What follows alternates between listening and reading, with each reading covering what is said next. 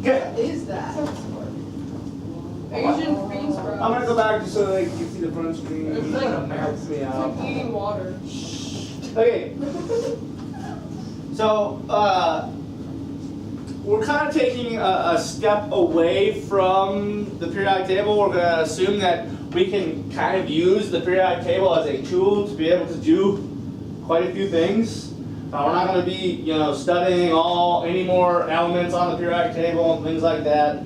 Okay, we are now going to use the periodic table to do some fun stuff like chemical equations. Okay, in order to do that, we got to be able to write proper formulas. So what we're doing today is beginning the process of being able to write formulas. Okay, so really what oxidation numbers are like a scientific bookkeeping method to help us understand how things bond and how we can form formulas quickly. Okay? And I'll explain what I mean as we progress here. Okay? The definition up here says the number that represents the number of electrons that an atom in a compound must gain or lose to return to its neutral state. So isn't it that number that we've been putting outside the ions? That is the oxidation number of an ion, yes. Yep. Okay, so here's just the quick way of describing this. What an oxidation number is, and it's more prominent and it's most important when we're talking about ionic compounds, because when we're talking about ionic compounds, oxidation numbers are essentially the charge that they would need to have a stable electron configuration. What do I mean when I say stable electron configuration? What do I mean? What makes things the most stable? An octet, right? So if I'm talking about sodium, we spent a good amount of time talking about how it has 1 valence electrons, and would it be easier to gain 7 or lose 1, you all would say? Lose 1. Lose 1. What do you think this group's oxidation number is? 1 plus. 1 plus. Okay, that's going to be the ion form that it's going to have when it bonds ionically. Okay? It's a bookkeeping method for us to be able to see what's happening with the electrons. A +1 charge, or a +1 oxidation number, tells us that it lost 1 electron when it bonded. Does that make sense? Okay? So then what would you say this group would be? 2 plus. 2 plus. These guys are going to lose 2 electrons, and so forth. That's their oxidation numbers. You're only going to hear me refer to them as oxidation numbers from here on out.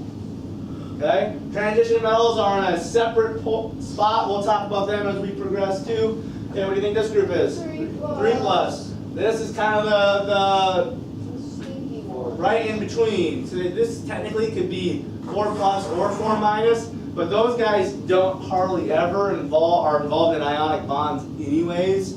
So you're not going to deal with them that much. That's true. I've Okay. never seen a Well, they're carbon. all- Yeah, I can't even think of any carbon that's involved in an ionic compound. I don't know of any off the top of my head. Is it possible that there is one? Maybe. But maybe carbon bonded with carbon to form diamond. Okay? And then you've got 4 that give, but then another 4 that is received. So, anyway. Nitrogen here, anyone know? 3 minus. 3 minus. Now, do you see how we went +1, +2, +3, +4, or -4, and then you start going down the negative, and it helps you at all. This is where your first red one is. Red in your checkbook means bad. Yeah.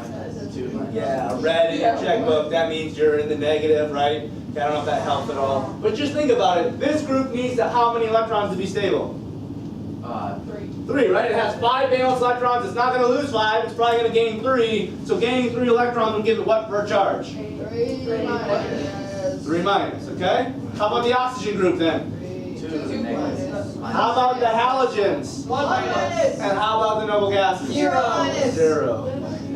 0 minus. Okay? So you can find the oxidation number quickly by just looking up at the periodic table. You with me there, Gage? What are you doing? Playing with a piece of hair?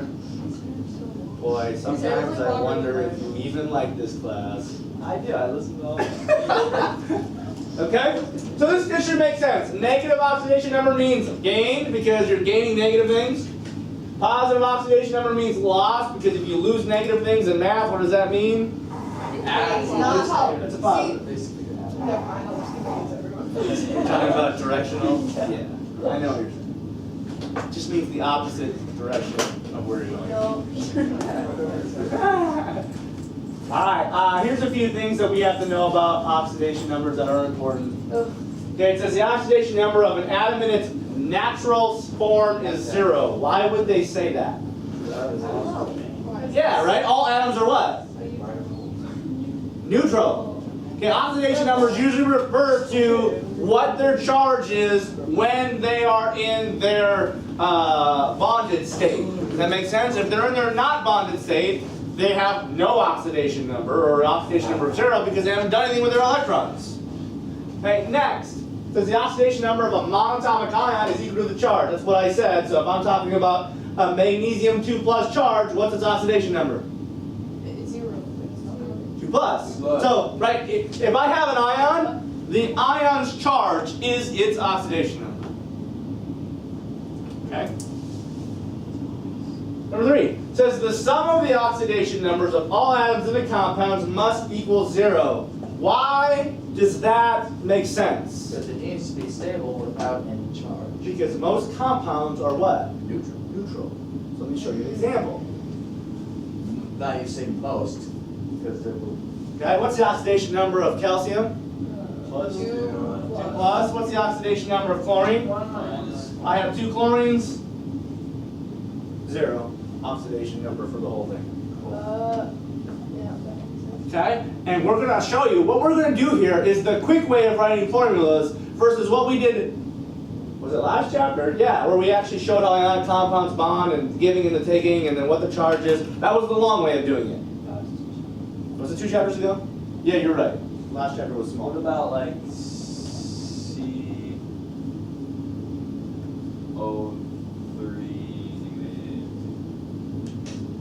Like carbonate? The oxidation number of this molecule is 2-. Now, you won't know this. That's not said. You won't know this until you take a higher level chemistry class, but I'll introduce it here. Covalent compounds' oxidation numbers are quite a bit goofier.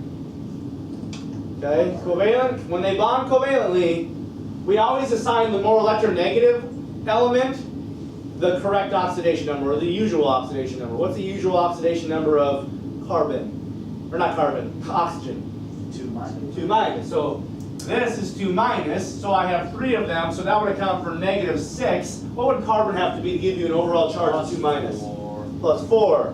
Okay, now that works out in this case, but if you look up here, I don't know if you guys notice, top right corner. See it? The oxidation numbers are there. Let's go over here. Nitrogen. 5, therefore 5. Because they have, this is what it would be if it bonded ionically. That's not it. This is probably what it could potentially be if it bonded covalently. This. That is not okay. Okay? And most of these come from when nitrogen bonds with oxygen. Oxygen's more electronegative, so it becomes the negative charge guy. And nitrogen has to be the one that right, because if nitrogen bonded with oxygen, which one is stronger electronegative?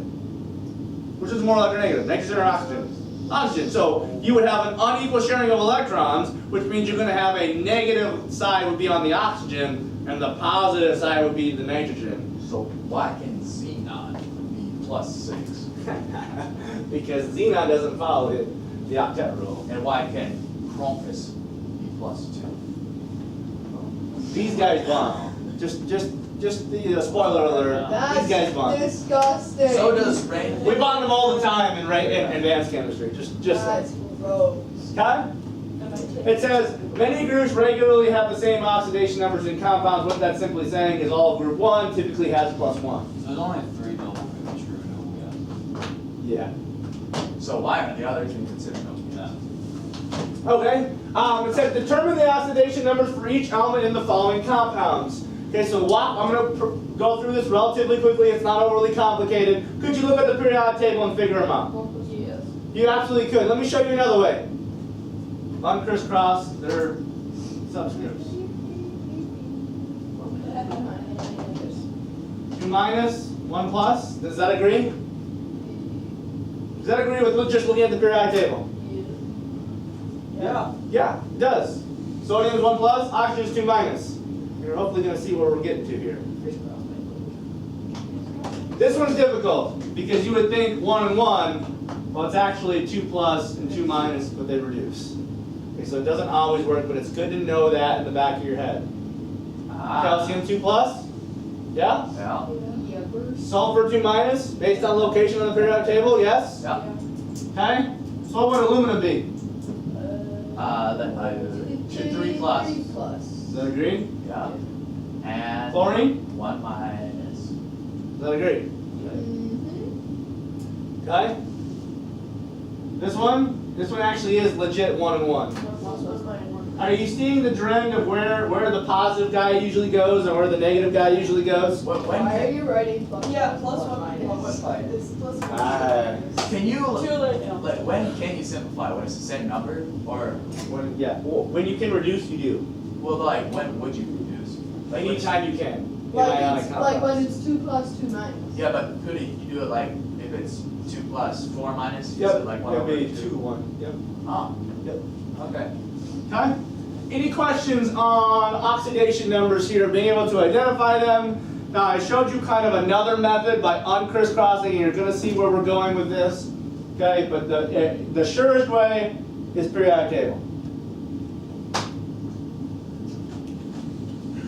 All right, so we are going to talk about writing the formulas for ionic compounds that are binary. Okay?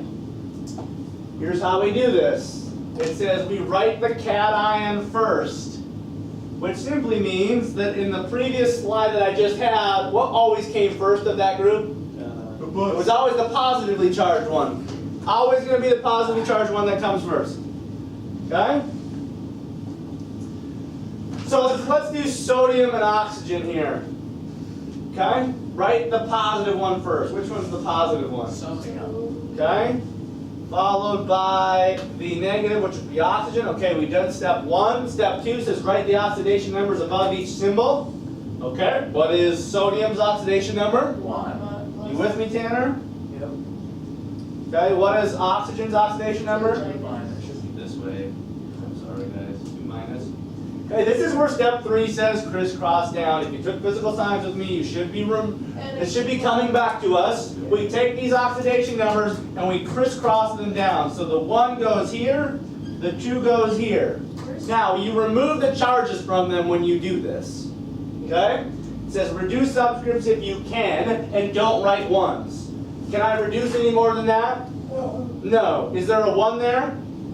Yeah, so this would simply be Na2O.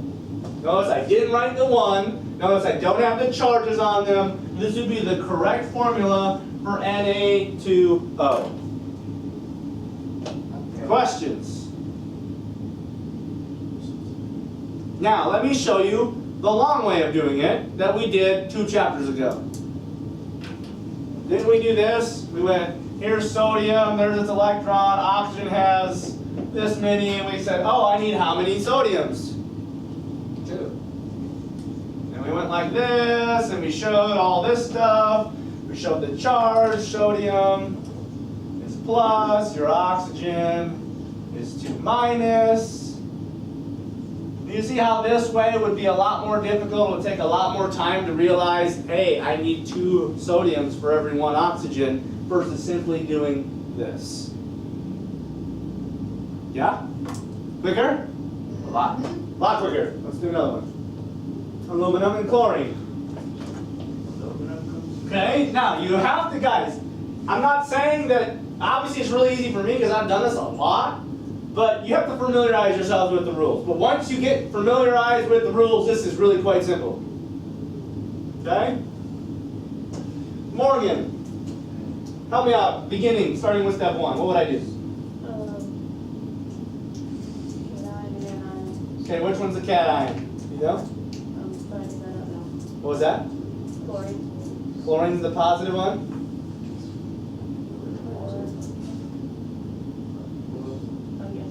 No. Aluminum is the positive one.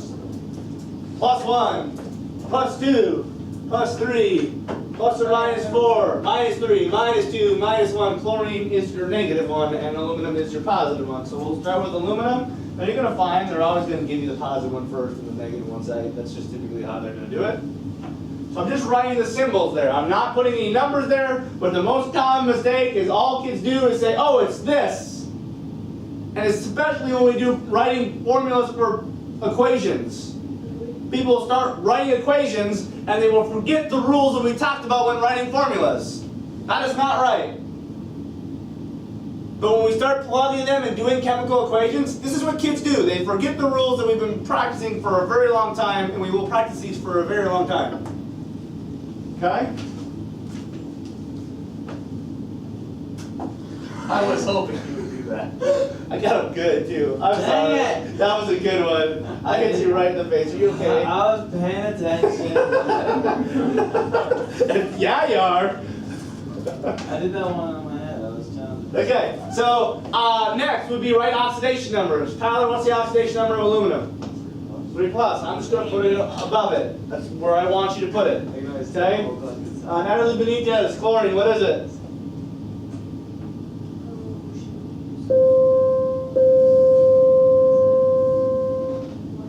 One minus, okay?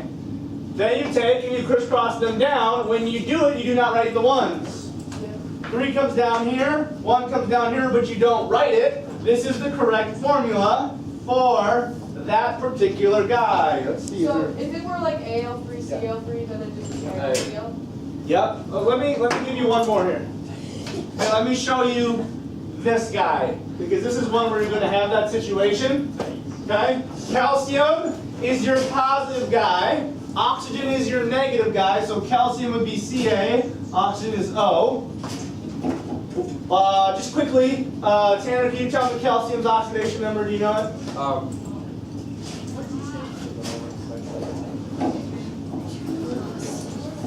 Over here. 2 plus. And oxygen, somebody? 2 minus. Minus. Why did you stand up, Trinity? Minus. Okay? Then I would crisscross, right? But what can I do here? I can reduce. So it's not Ca2O2. It's actually just CaO. Cow. Okay? Because if I were to do this over here, for example, let me show you quickly. I know I'm running out of time. It's okay. Now, if I were showing this like I would do up here, notice I only need 1 calcium for every 1 oxygen to get those both guys to be stable, right? So isn't it really just a 1-to-1 ratio? Yep. Yes. Because I don't need to put Ca2 and O2. I like that. Okay? Let me leave.